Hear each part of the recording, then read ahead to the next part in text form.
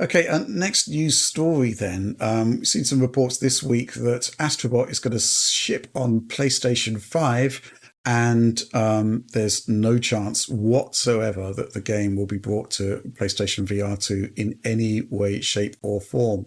And the creative director has said as such, and said it would be a very different game if it was. However, there was also the mooted possibility that there will be a PC version, and they were asking for feedback on that.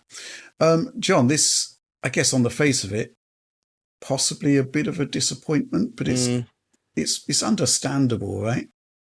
so this is tricky because I think he's fundamentally correct that it's designed for a different medium. Now, I think they could create a version of Astrobot that works with the PSVR 2, and maybe that would be interesting.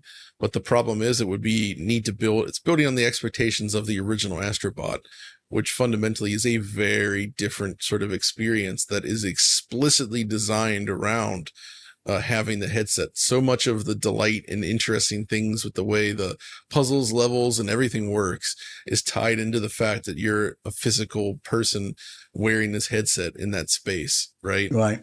Like if you've played through it, it's just those simple things where they'll build like a room with like a lot of verticality where you physically stand up and you're turning around 360 degrees, like looking above you and such like that. Like it really like brings you in, and plus using the tools, it relies a lot on that stuff. Um, I just think like integrating the controller into the game was also a big thing, right? It showed the DualSense 4 in the game, and it was directly a part of the experience. That's all gone here, and instead they designed this for TV, which I think is awesome in its own right, and probably gives it a much greater chance of finding actual success.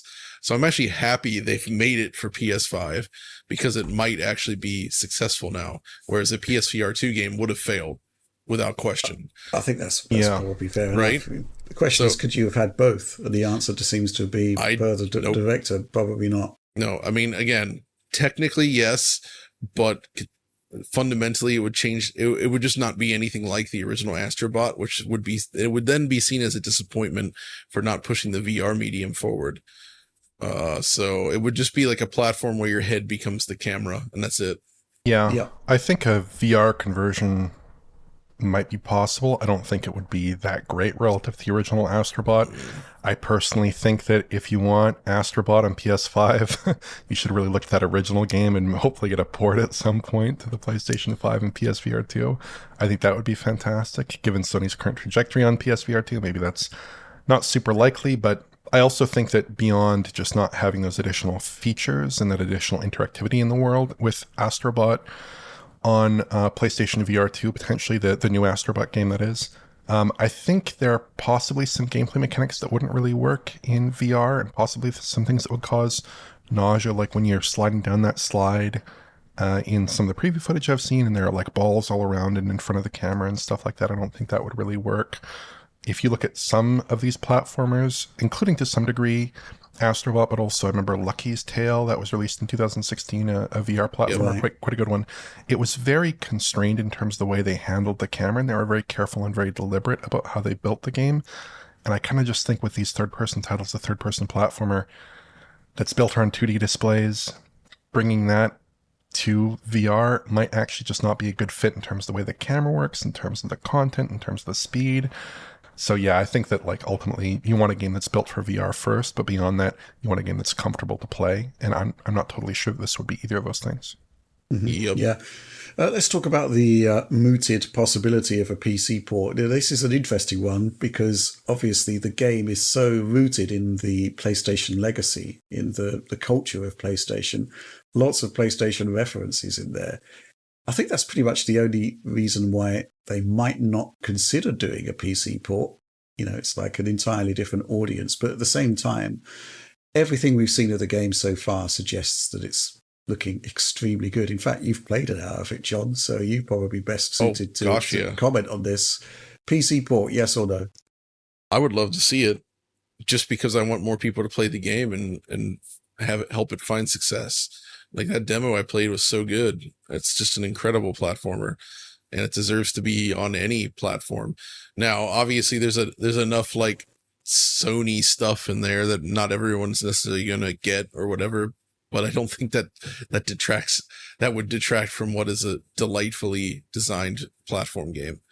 Mm-hmm. I mean, I agree that it feels less suited for PC than some of the other games. But if you got Sumo's Sackboy's Big Adventure or whatever it was on there, if you remember from launch, like why not this? Like, I think it's just another avenue for, making money on this game.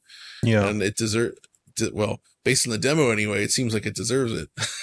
I guess my question here would be, the PS5 controller is obviously integrated heavily in the game. That's the problem. Is there gyro use in the game? I think there probably is, isn't there? Oh, shoot. That would be a big problem with the Xbox pads, right? That's a good point. There is gyro use. You can't. So, okay. Oh, man. Okay, so you're right. This does create the problem where if it was released on PC, they'd have to fundamentally require a PS5 controller or come up... Or maybe a PS4 controller. PS4, PS5 controller, or find some way to alter the game mechanics and spots to work without those features. But then you're kind of taking some of the... That's actually a pretty tough problem to solve there. Because you want it to be satisfying for everyone, right? And if they have to strip out certain things to make it work with an Xbox controller, then because like for instance, I mean, I use an Xbox controller on my PC, and I've never hooked a PlayStation controller up yet to it.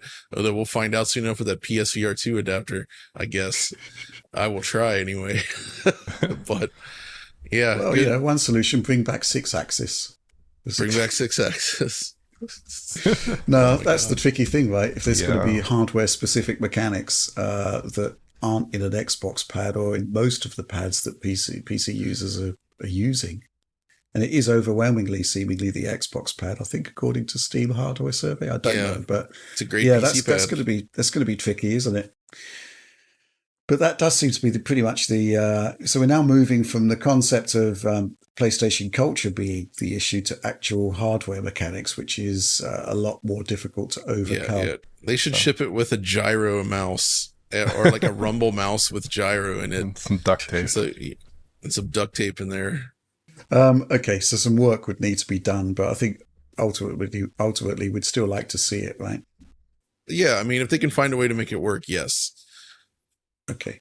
There's not really too much to say about this, really. I mean, it's a pretty slight story, but what can I say? I think we just want to see more of these games on more platforms, and PC does seem to be Sony's natural sort of target for extending brands out from specifically the PlayStation consoles.